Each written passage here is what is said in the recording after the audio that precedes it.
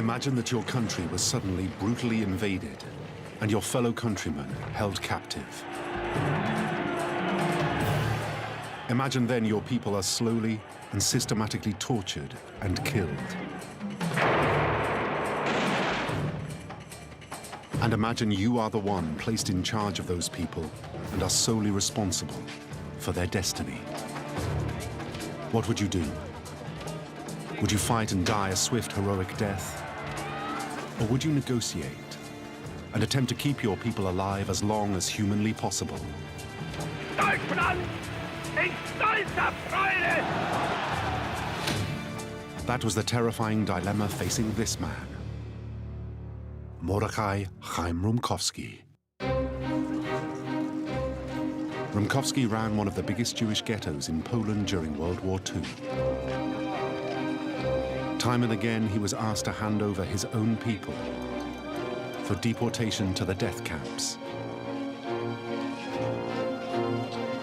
But Rumkowski believed that by cooperating with the Germans, he might be able to save at least some of his people.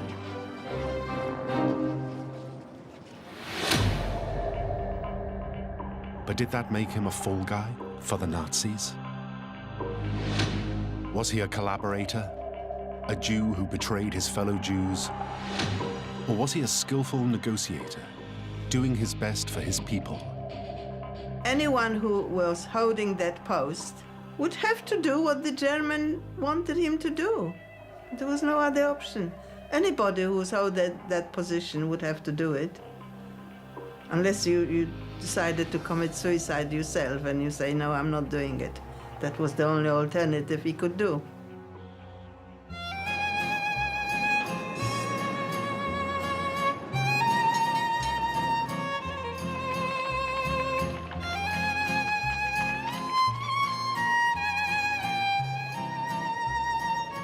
In Poland in the 1930s, the city of Łódź had one of the biggest Jewish communities in Europe. One of its leading citizens was Mordechai Chaim Rumkowski.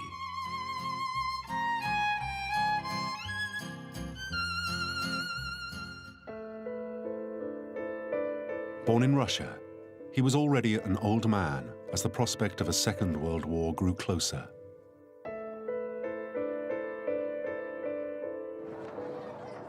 By the late 1930s, he had become the director of the largest orphanage in the city. It was considered one of the best and most enlightened in Poland.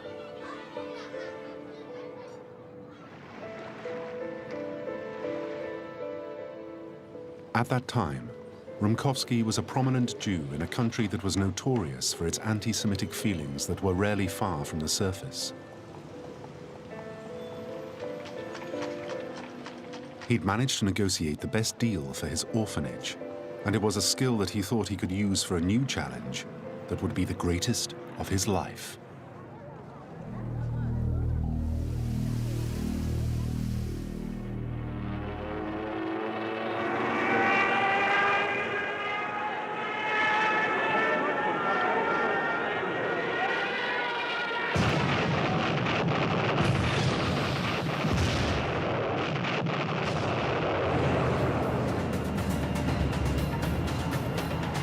On September the 1st, 1939, German tanks rolled into Poland.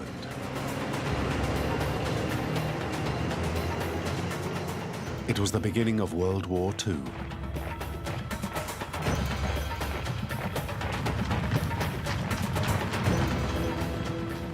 The German army moved with ruthless speed and efficiency.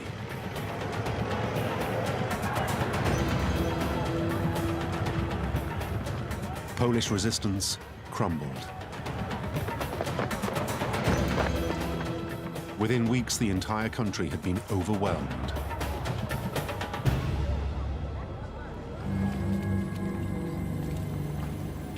The German frontline troops were soon followed by SS death squads, sent in to kill and expel so-called undesirables.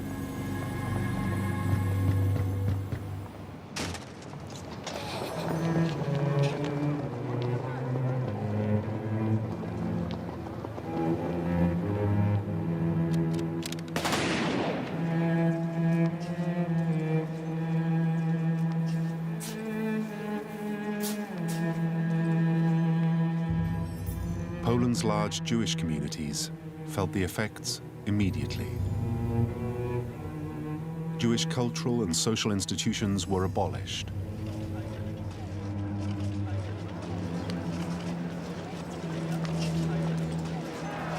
Jewish intellectuals and political leaders were rounded up and shot at random.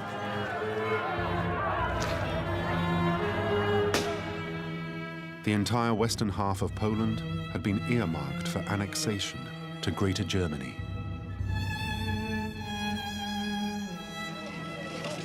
The plan was to kick out Jews, Gypsies, and the Poles to make way for new German settlers.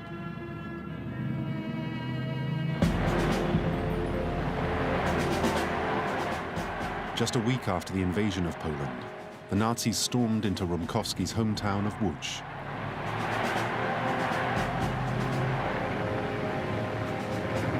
They were greeted by fanatical crowds of so-called Volksdeutsche, ethnic Germans who lived outside their mother country, overwhelmed by the sight of the Nazis taking over their city.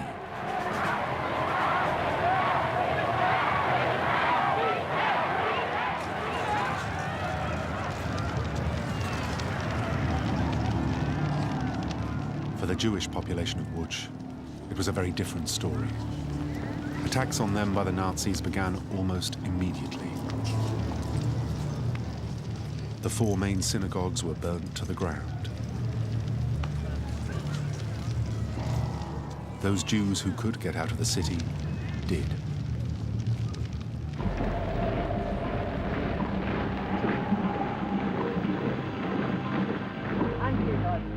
But despite their overwhelming might, the Germans soon realized they had a problem in Łódź. There were simply too many Jews to be dealt with in the short term.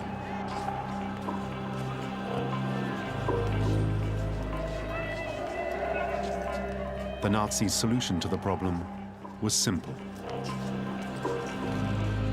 If they couldn't expel the Jews, then they would be cleared out of the city and confined to a smaller, more manageable area on the outskirts.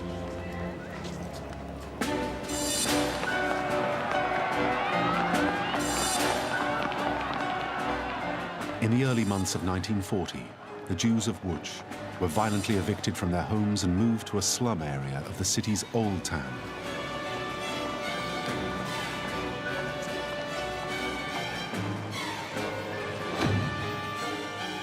By April 30th, 1940, the ghetto was surrounded by barbed wire and sealed off.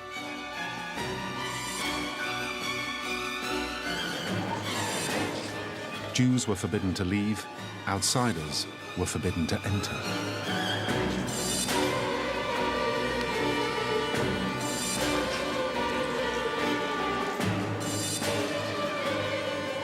It was the first major Jewish ghetto of World War II.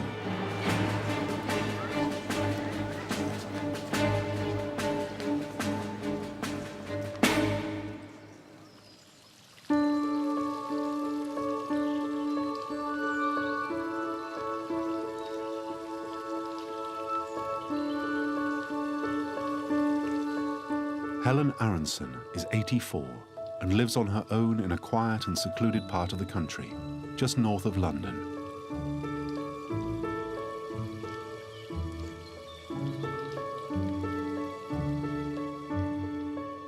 But she grew up close to the city of Łódź in Poland.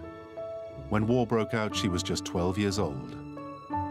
As a member of a Jewish family who lived near the city, she was one of many who was rounded up by the Nazis and locked in the city's Jewish ghetto. It was a Saturday, it was a beautiful day.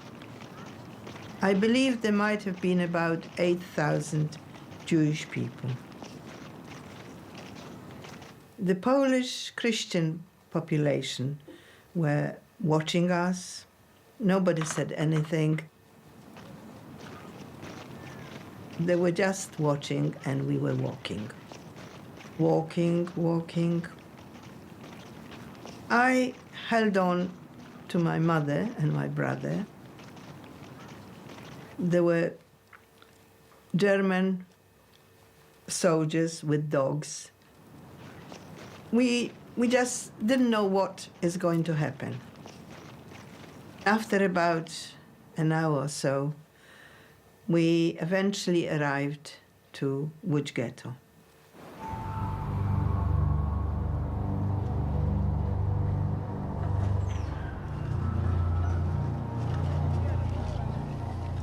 The Nazis wanted the day-to-day running of the ghetto to be taken care of by the Jews themselves.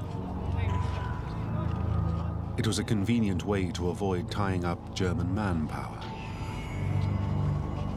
The plan was to appoint one of the town's leading Jewish citizens to be the Nazis' main point of contact. The man they chose for the job as the Jewish leader of the ghetto was Chaim Rumkowski. Well, he looked like a sort of grandfather. I mean, he was quite old.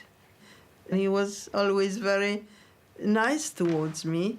And whatever I asked him to do, sometimes for my mother or for my brother or whatever, he did it. It was enough to be seen with him that you were somebody because his powers were so great, like the Queen of England.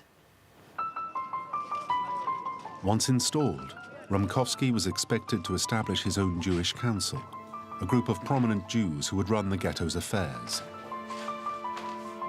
They had responsibility for providing work, food, housing, and health services.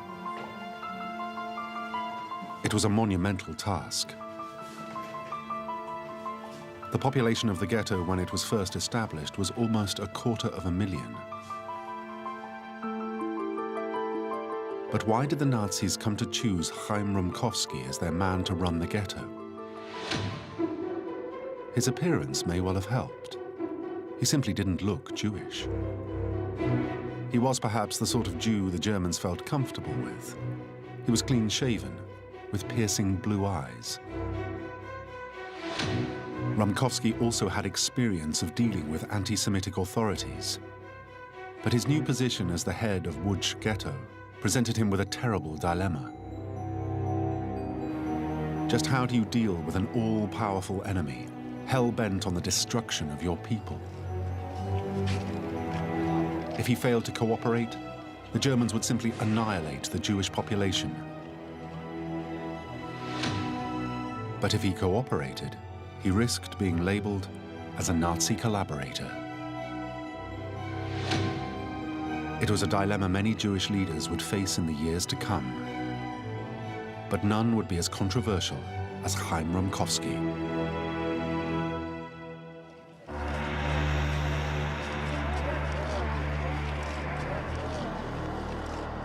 The conditions in the ghetto provided a severe test of Rumkowski's organizational abilities.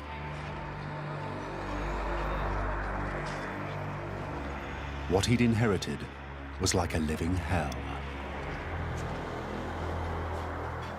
The families were cramped in, for instance, 10, 12 people could live in one room. People, you saw walking people in the streets who were real skeletons, and some of them just fell, died there and then.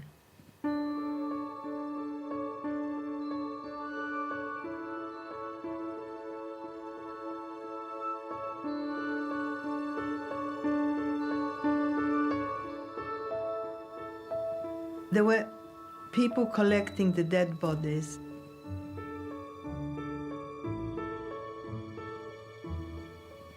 I mean, it was so difficult really to describe the conditions there, the illnesses there, the absolutely terrible, terrible conditions.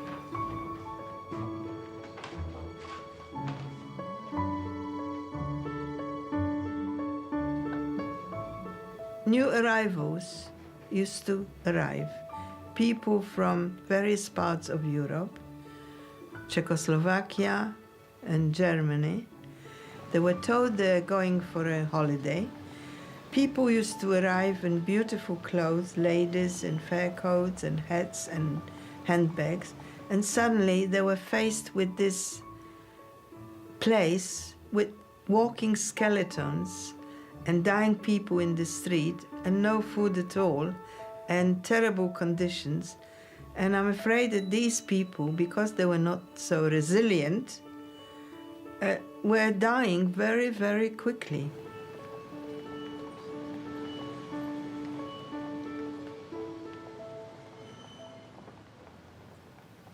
I feel that because of Rumkowski, who, when we were in the ghetto, he helped us in any way he could.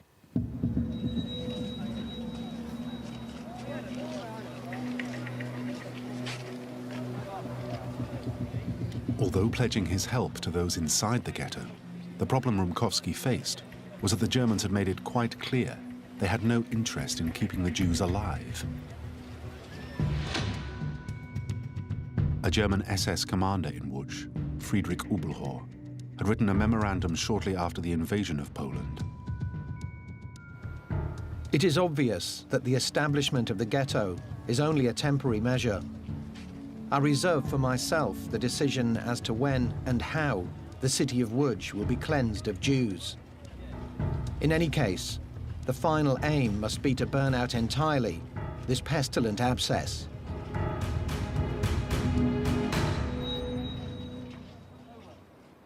If the Jews of Łódź were to have any chance of surviving, Rumkowski desperately needed a plan. With almost 250,000 people confined to a small area with no farmland, provision of food very quickly became the most pressing problem. The Nazi commanders insisted that the ghetto pay for its own upkeep. But how could Jews who were locked away from the rest of society and who had been stripped of all valuables make enough money to pay for food and housing? Rumkowski's plan was to agree to every German demand on the grounds that if he didn't, the Germans would simply impose it, but with much greater bloodshed and brutality. And Rumkowski did have one major bargaining chip. He could tap into what he called a gold currency of the highest caliber, that is, the labor of Jewish hands. He set out to turn the ghetto into a huge work camp. Rumkowski wanted to make it indispensable, a cheap and lucrative source of supplies for the Nazi war machine.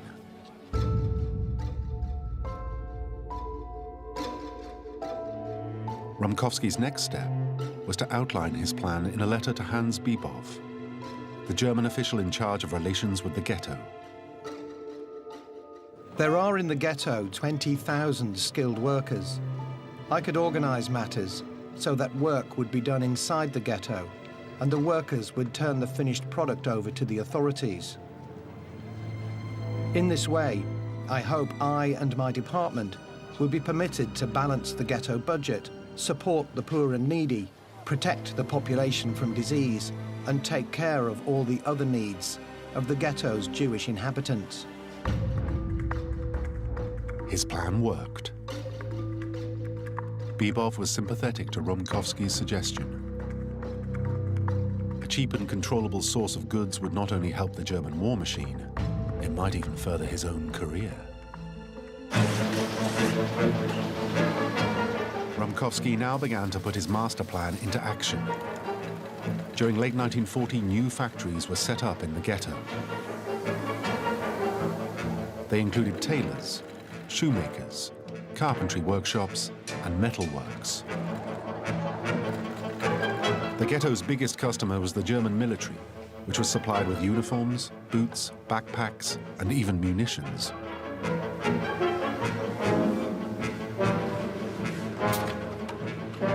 The Nazi High Command even appeared to give it their blessing.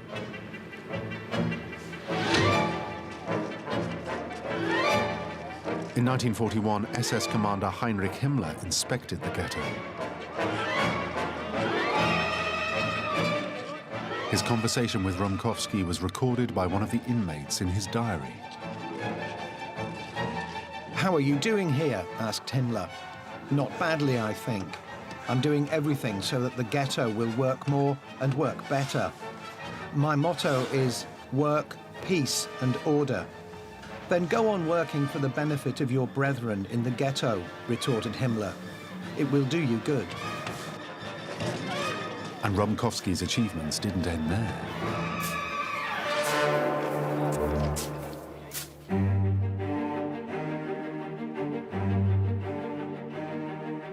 In his position as head of the ghetto, Chaim Rumkowski was effectively given a free hand to run it the way he wanted. He now set out to create what he believed would become a Jewish mini-state. He established a housing department to cope with chronic overcrowding and a welfare system to distribute relief to the needy. Conditions in Łódź were becoming better than in many other Jewish ghettos. Helen Aronson was a young girl in the ghetto, and the improvements were becoming apparent. This ghetto, this Łódź ghetto, was like a Jewish country. We had doctors, we had hospitals, we had police, we had entertainment, we had hairdressers, we had everything you can think of, and work. And the goods that were made and manufactured in that ghetto, it was amazing things that were made. Rumkowski managed to set up schools in the ghetto, the only one in Poland to have them. He even managed to establish a Jewish cultural center and religious services. When the Germans outlawed rabbis, Rumkowski conducted marriage ceremonies himself. But Rumkowski's master plan was about to face a shattering blow.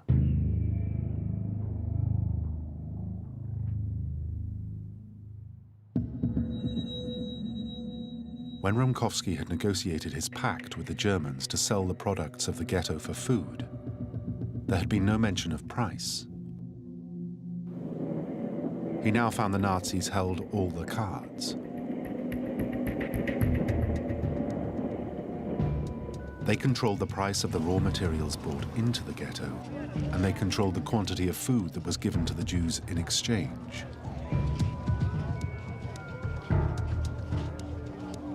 Rumkowski had assumed the Germans would behave rationally.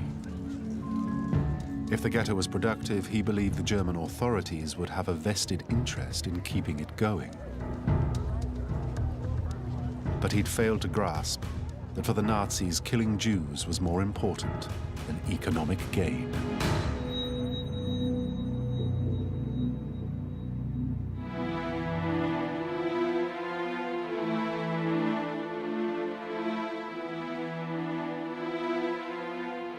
The Germans made sure the food supply was never enough, and what food did arrive was often spoiled. Rumkowski himself imposed food rationing to make it stretch, but it often fell below subsistence level. For all his efforts, increasing numbers of the ghetto's residents died of starvation. The rations were so small. I know families, friends of mine, that piece of bread or whatever they got for the week, they used to lock it. Everyone had their lock and key because people were stealing from each other. People say, oh, now how could they do it? How could they do this and the other, and one against the other? But the circumstances were not normal, and everyone wants to live.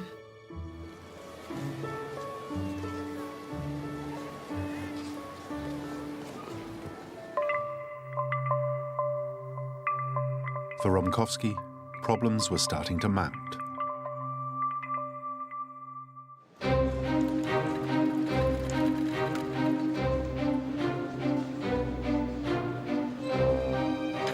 As productivity in the Łódź ghetto increased, and the Jewish population were being asked to work harder and harder, the workers began to organize strikes and demonstrations against the harsh conditions. Rumkowski's authority and strategy depended on buying German cooperation with a constant supply of cheap goods. If he allowed the strikes to continue, the Germans would cut the food supply even further. He argued that the strikes and demonstrations threatened the very survival of the ghetto.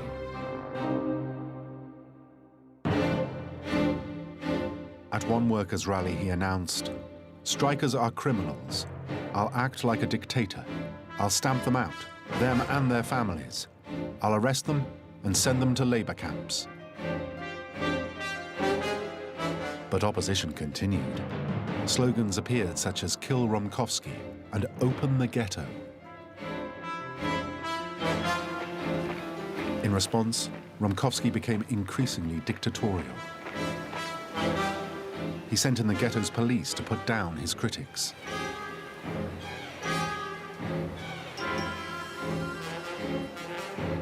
He used his control of the food supply to impose his will further. Those who agreed to work ate. Those who didn't were left to starve.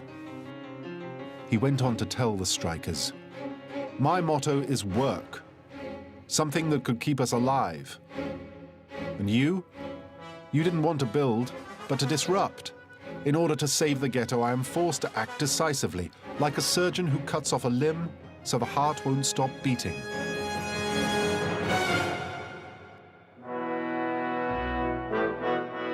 But were these the words of a man in terrible circumstances doing his best for his people? Or was it the first signs of someone desperate to cling on to power? There were certainly clues that he was beginning to enjoy the trappings of office. Rumkowski now began to refer to his headquarters as the Chancellery, copying the German example. People were encouraged to pray for his health as if he were a king. And the ghetto newspaper printed poems celebrating his achievements. More damagingly, it was said he and the other council members were living well, while everybody else starved. For many of the Jews in Łódź, Rumkowski was no longer a savior. He was a self-serving collaborator. He showed favoritism to those residents that he liked or were close to him. Helen Aronson was one of the luckier ones in the ghetto. Well, he had the courage and guards with him, and it was, and he used to visit various factories and places, and his main office and so on. He asked me to go in the carriage with him, go back to Marysin, to the orphanage, and I felt like, you know, with the Queen of England. I mean, it was something being seen with him that was already sort of like a passport to a better life. That's how great his power was. Then there was a development that would put his apparent pact with the Nazis in an even starker light.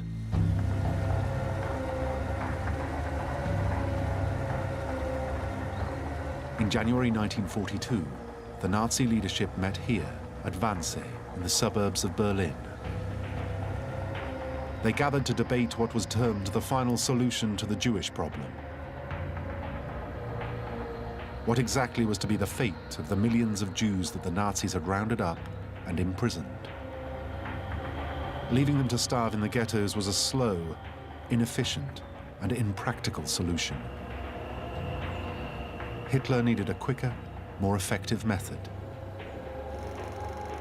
At the Wannsee conference, the decision was taken to set up a series of camps where Europe's Jews would be systematically exterminated.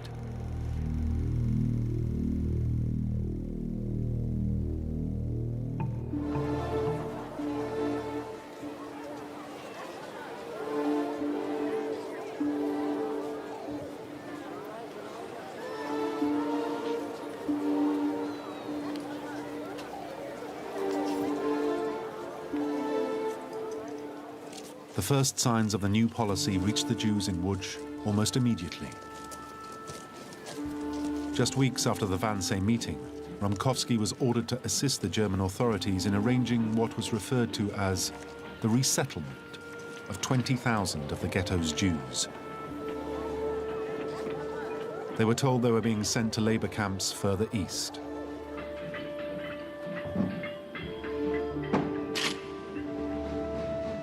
Rumkowski negotiated with the German leadership in Łódź to halve the number of Jews that were to be sent away. But in the long run, it made little difference. Throughout the spring and summer of 1942, one deportation followed another. Thousands and thousands of the ghetto's Jews were simply rounded up, taken to a nearby train depot, and forced into goods wagons.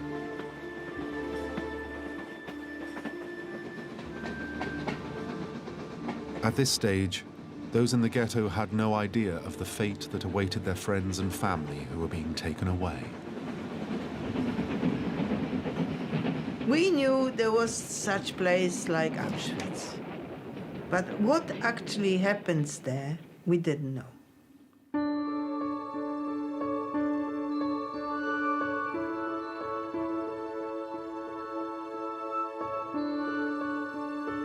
Sometimes people left little bits of papers in the wagons to say, don't follow us.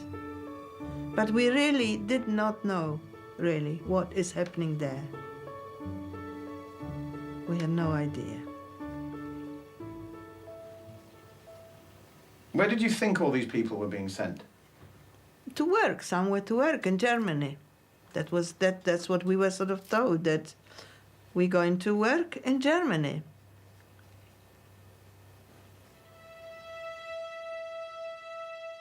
In the summer of 1942, signs began to appear that Rumkowski's popularity was beginning to slide even further. There were rumors that he was using the deportations to rid himself of his opponents. In early September, the Germans, assisted by Rumkowski's ghetto police, began to get rid of anyone who was thought to be a drain on the ghetto's resources. They cleared out the hospitals. 2,000 patients, including 400 children, were deported. It was a brutal and bloody affair. Seemingly unaware of the Nazis' new policy of exterminating the Jews, Rumkowski continued to insist the long-term interests of the majority were best served by sacrificing the minority. But was he really ignorant of what was going on? Huge numbers of Jews were being deported during that summer of 1942. In Warsaw, 300,000 were sent to the concentration camps. At the same time, 50,000 Jews were sent from the Łódź ghetto. Some believe Rumkowski must have known the terrible fate that awaited his people. I think so. I think so by that. I think so. I think so. Well, nobody came back from all these transport that were sent, and I'm sure that he knew what was happening in Auschwitz. I'm sure he knew.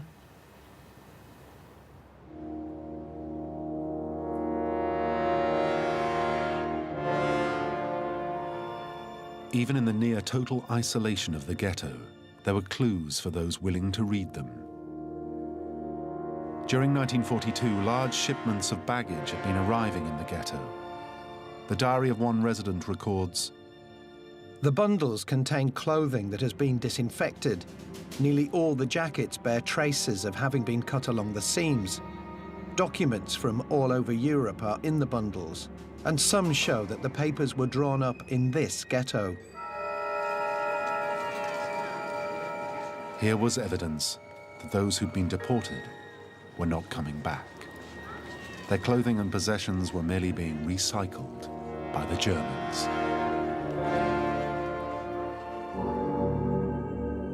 Then, in September 1942, the Nazis made a new demand. It was more distressing than anything that had gone before.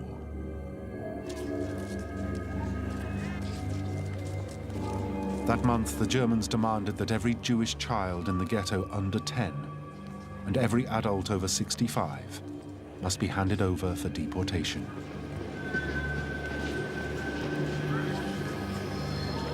Even though Rumkowski had worked closely with children running the main orphanage in Łódź, he still cooperated.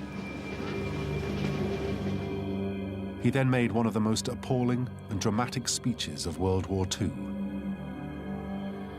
From the language he uses, it seems clear that Rumkowski knew what the fate of the children and the elderly would be. A grievous blow has struck the ghetto. They are asking us to give up the best we possess, the children and the elderly. I never imagined I would be forced to deliver this sacrifice to the altar with my own hands. In my old age, I must stretch out my hands and beg, brothers and sisters, hand them over to me. Fathers and mothers, give me your children. When Rumkowski made this speech, Helen Aronson was 15. She was a useful worker in the ghetto and was one of those favored by Rumkowski. She remembers his infamous speech. How can you ask the parents to give away the children? It is most difficult task. I mean,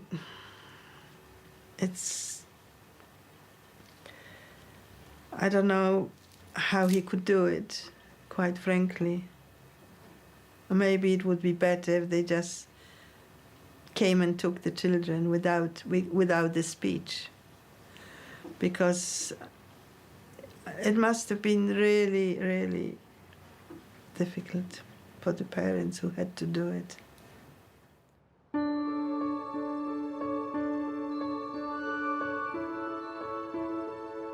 How can you do that?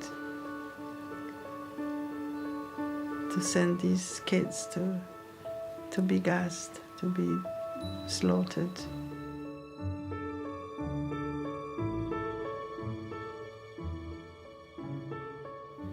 I don't know how he did it. I don't know how he did it. So did Rumkowski have a choice? He certainly wasn't the only Jewish leader facing such unthinkable situations. Other leaders across Poland faced similar demands, but some of them responded very differently.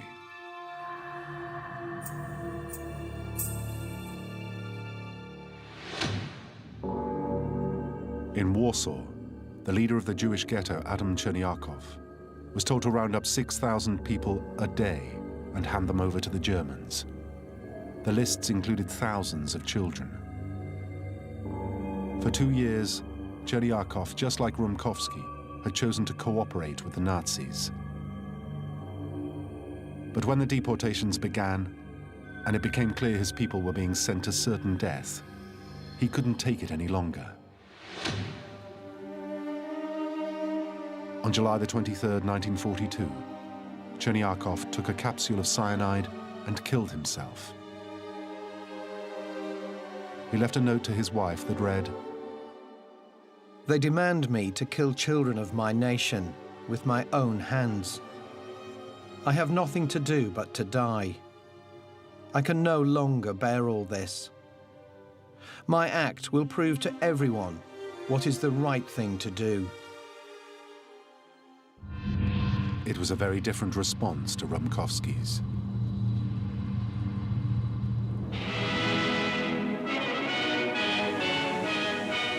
The United Nations have bridged the English Channel. On June the 6th, 1944, a date indelibly written in the annals of history by the armed forces of the free world, the fighting men of Britain, the Empire, and America embarked on the greatest amphibious operation ever undertaken. In the summer of 1944, the tide of the war turned decisively against the Germans.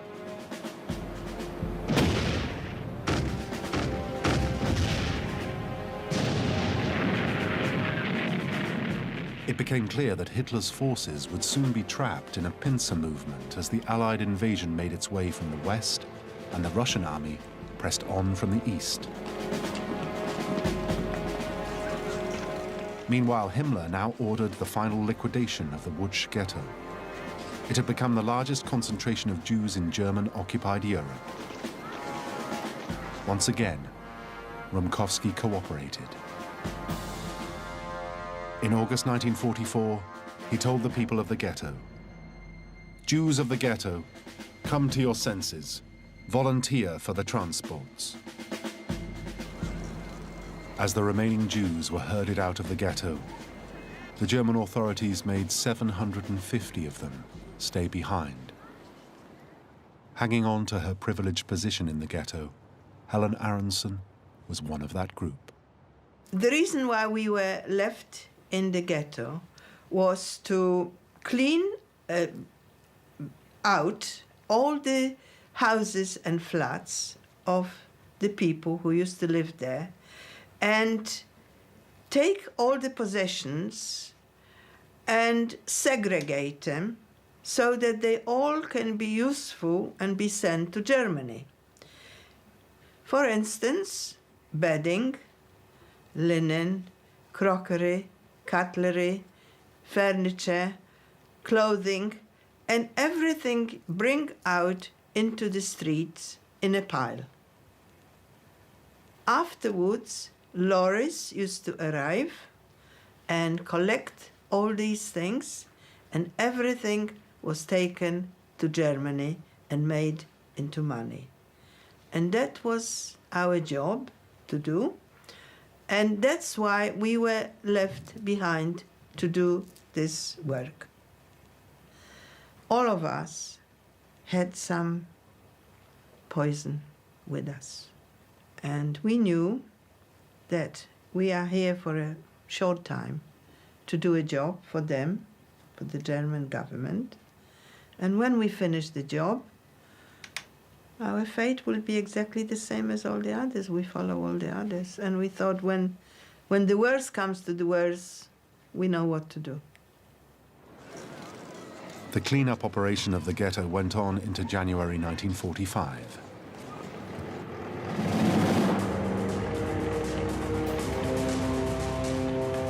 And then finally, salvation arrived.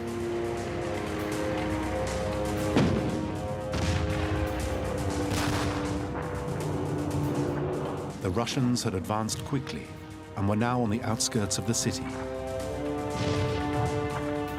Fearing for their lives at the hands of the Germans, Helen and her family hid in the cellar of one of the houses in the ghetto. We stayed in that place for quite a few days. We could not survive for a long time there because we had no facilities and not much air. Every so often, my brother very anxiously opened that little floorboard to look out. We couldn't see anything, we couldn't hear anything, all quiet.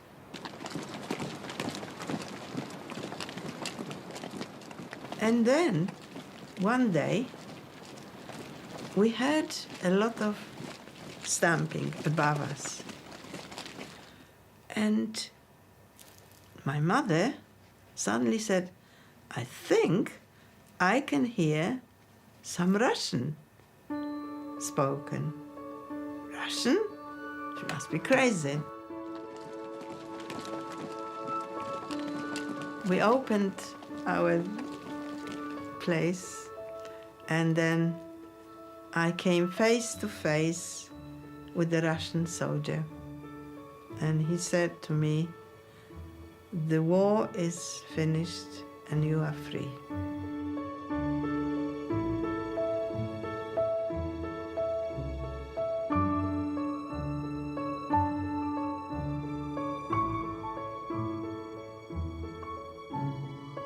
This was taken in January 1945, when I was liberated in the camp, showing this group of people and one man playing accordion.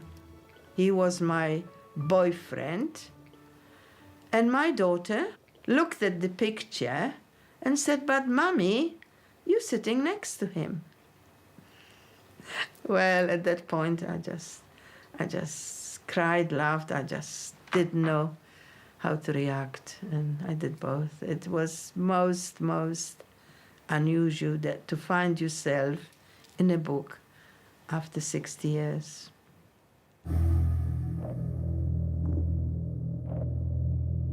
But what of Chaim Rumkowski? Some historians believe that he and his wife volunteered for resettlement and boarded a train bound for Auschwitz with others from the ghetto. One eyewitness described Rumkowski's arrival. Rumkowski didn't know what was happening. He turned to me and asked, "What goes on here?" "Can't you smell? Can't you see the fire?" I replied, anger and revenge in my voice for what he'd done to my friends. "Where am I?" he asks. "Auschwitz." "Oh my God," he says, smacking his forehead with his palm. But was that really his fate? Was he gassed at Auschwitz? There is, however, another possibility. I heard that he was sent with all his family. That was the last transport going from Łódź ghetto to Auschwitz. And I'm not quite sure, but the rumors were that he was actually killed by the Jews and not when he arrived there, and not by the German. But I don't know. I'm afraid I don't know. So what are we to make of a man who willingly sent his own people to the Nazi concentration camps? Clearly, many view Rumkowski as a collaborator.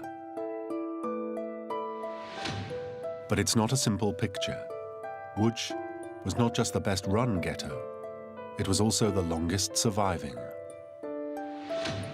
And even though the numbers are small, 750 people survived. Some of those put that survival down to one thing: the fact that Rumkowski managed to keep them in the ghetto for so long. I don't think him as a collaborator. Anyone who was holding that post would have to do what the German wanted him to do. There was no other option, because if he didn't do it, if he didn't deliver the people, the German would come into the ghetto and do it themselves.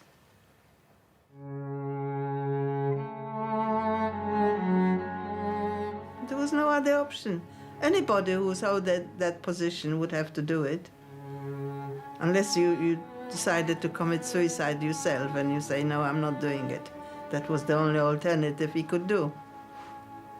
But would it help the people?